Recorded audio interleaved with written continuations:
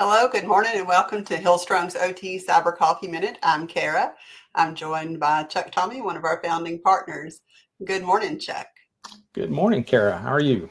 I'm great.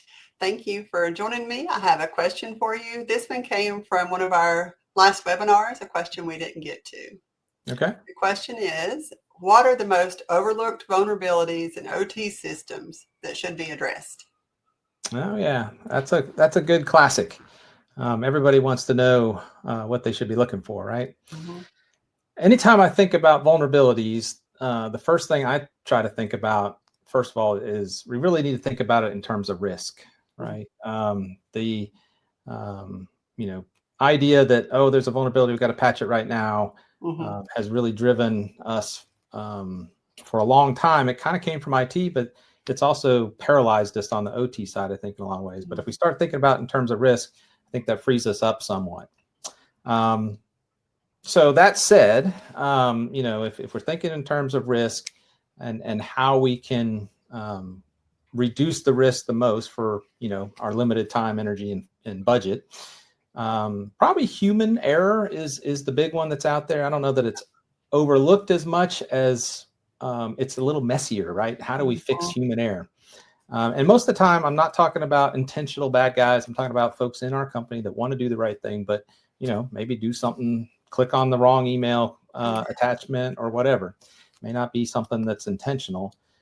So training there can really help that. Some people for a long time said, oh, the human is the weakest link.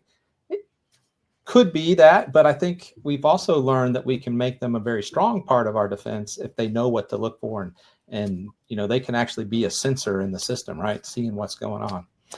And then I think once you go past that, another big, and this is really kind of an overlooked one in a big way, I think, is hidden or indirect dependencies that the OT side has on the rest of the organization.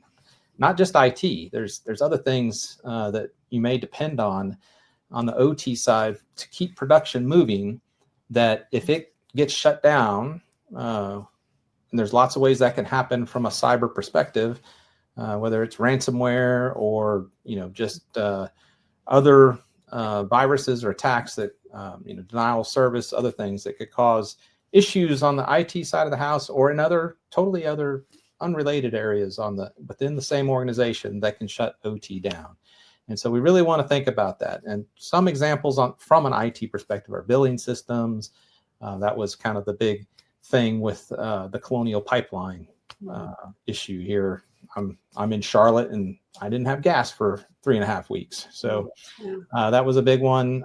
Quality systems. A lot of people don't think about that. If I can't report quality or report regulatory things back, I may have to shut down my production. And other MES style systems can be in that same category.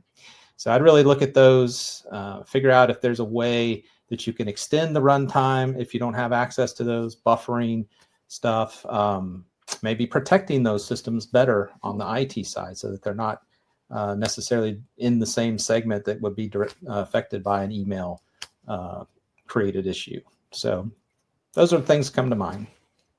Hey, great answers. I think that was very thorough, very good.